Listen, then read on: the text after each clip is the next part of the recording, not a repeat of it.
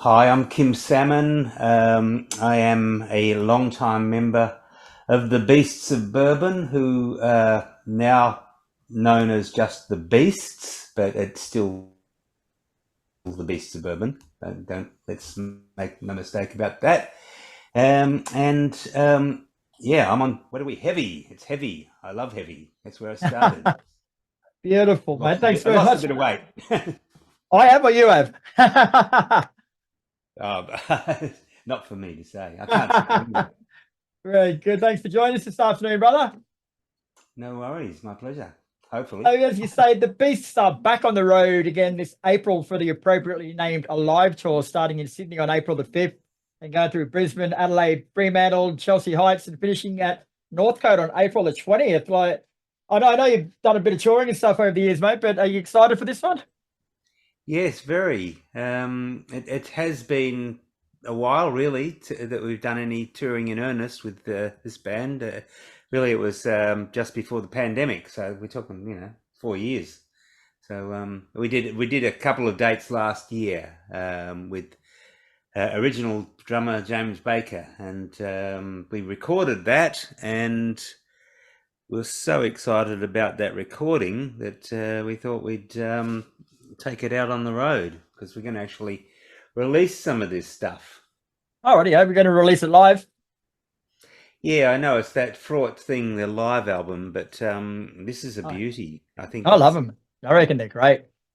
yeah, me too. There's been some good ones over the years. There've been some less than good ones, but this one I think is, we were going to call it, or Tex and I were talking about it, and kind of throwing titles around, and he thought, what about the best live album ever recorded, or the best live album ever? But I thought I had this thing of, because like there's Slade Alive and Kiss Alive. I thought, why not Beasts Alive? And he This went for live it. is good. So yes, we're putting that out through a French label called Beast Records, of all Oh, things. funny But that. yeah, but that won't be out till about September, I think. But we've got an EP, a 5-track 12-inch that will only be available at the gig, and that's some tracks taken from that recording. So Oh, very nice. yeah, so just thought I'd put that out there. Thank you. And I know people that have seen it before know what to expect, mate. But what can we expect from this show? Like you go and all out again, dancing girls and jugglers and stuff for you. What do you thought it was just going to be a straight out rock show? Well, we're not really that straight a rock. We are a gut bucket hardcore blues based rock band, but I I don't know. We're a bit. There's too much anarchy and chaos in the beasts to call it kind of a It's true. straight thing. So, I think you can expect that.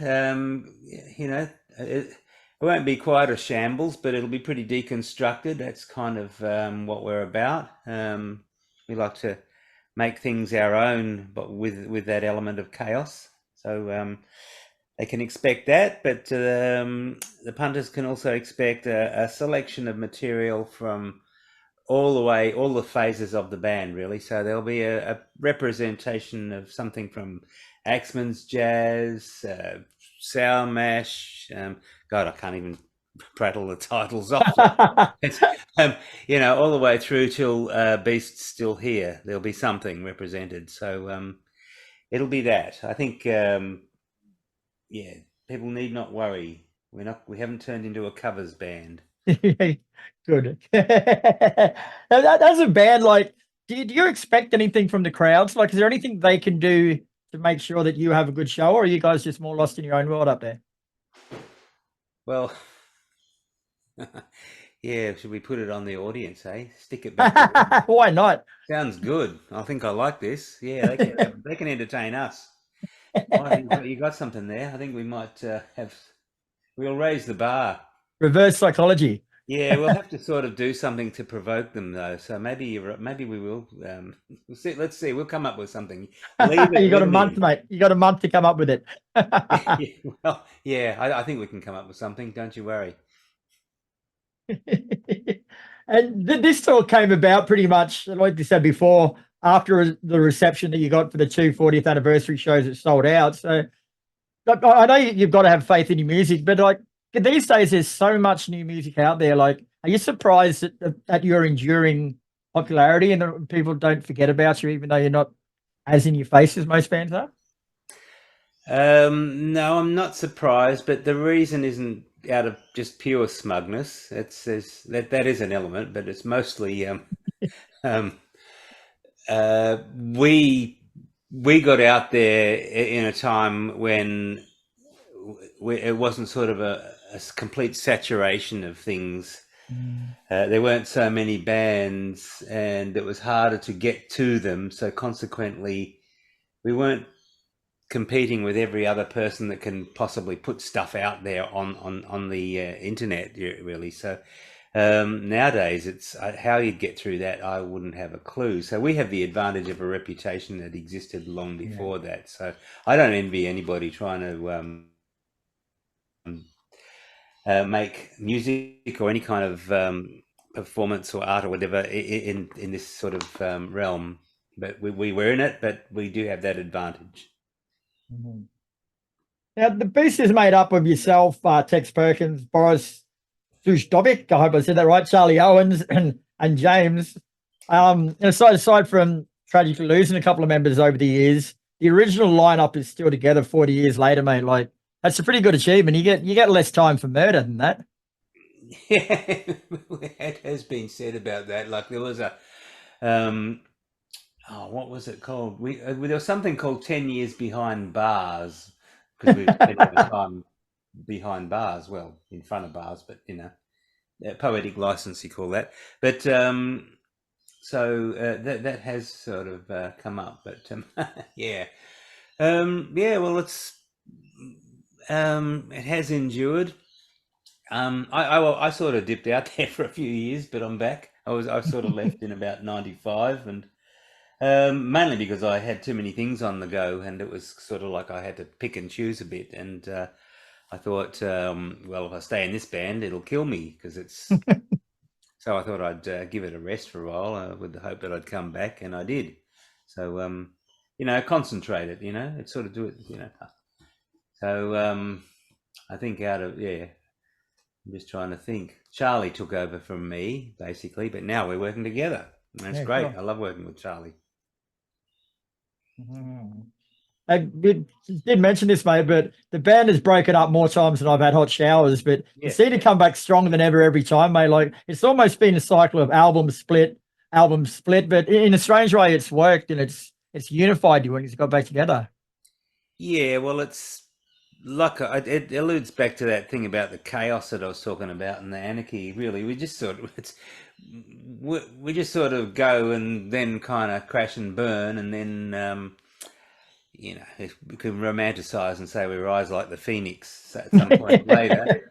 But it's really just we do what we can, and then it seems time to come back. It's not like we really do break up, but Yeah. that's how it looks. That's how it looks, and whatever suits. But in actual fact, we just go hard at it and then come back a bit later.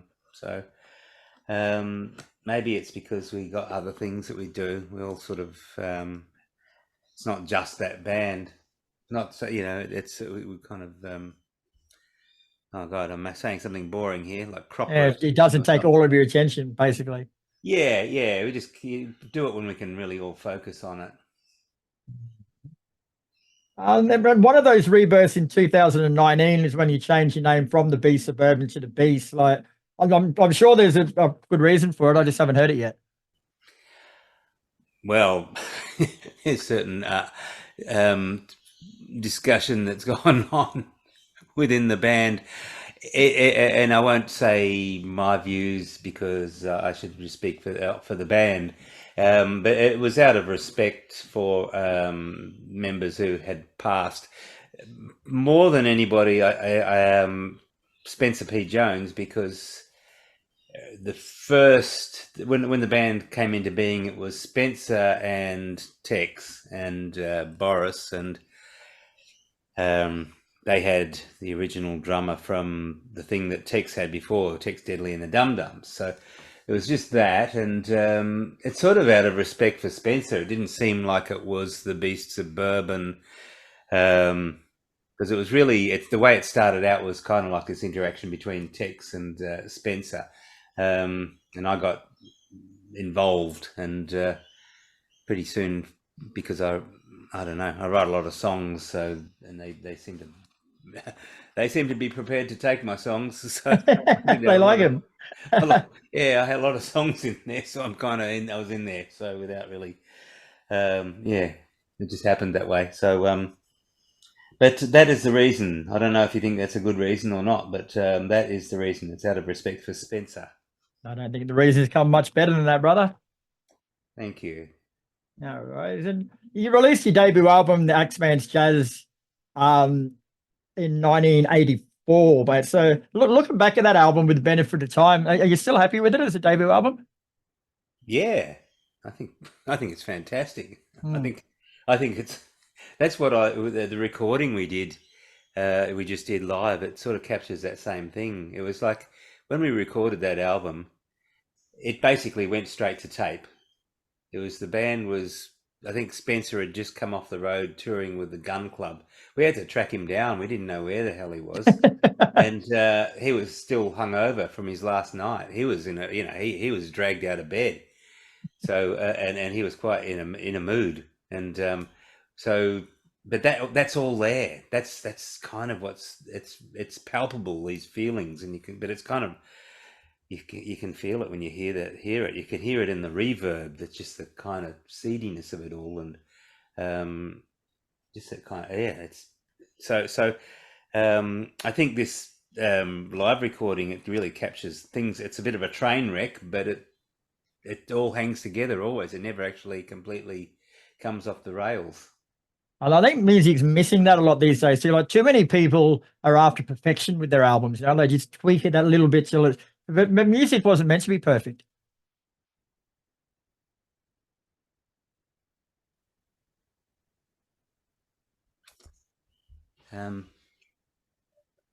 Okay, you're back. Yeah, that's right. Well, that's it's a performance. I think that, it's not a production. Production goes into performance, but it is a performance, a live performance. It's theatre.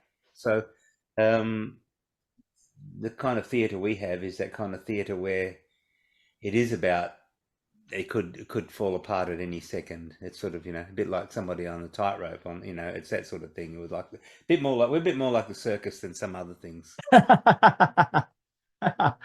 And your second album, Sour Mash, was said by one reviewer to redefine the parameters of guitar-based rock and roll. Is that a sentiment? Is that the sentiment you share? Ooh, it could do. It could be. Yeah, we could be talking about things like Steve Vai when you say things like that. Well, somebody else said it, mate, so you're allowed to agree with it. Yeah. We're definitely not Steve Vai or Zappa or that kind of thing. Although we did do a Zappa cover on the last album, interestingly enough. But yeah, it depends what they mean by that. I suppose I could interpret it as that. Yeah. I took it as a compliment. Yeah. Okay. Well, yeah. Yeah. I own it. We'll own that shit. Yeah. Okay. Well, yeah. We'll own that shit. Yeah.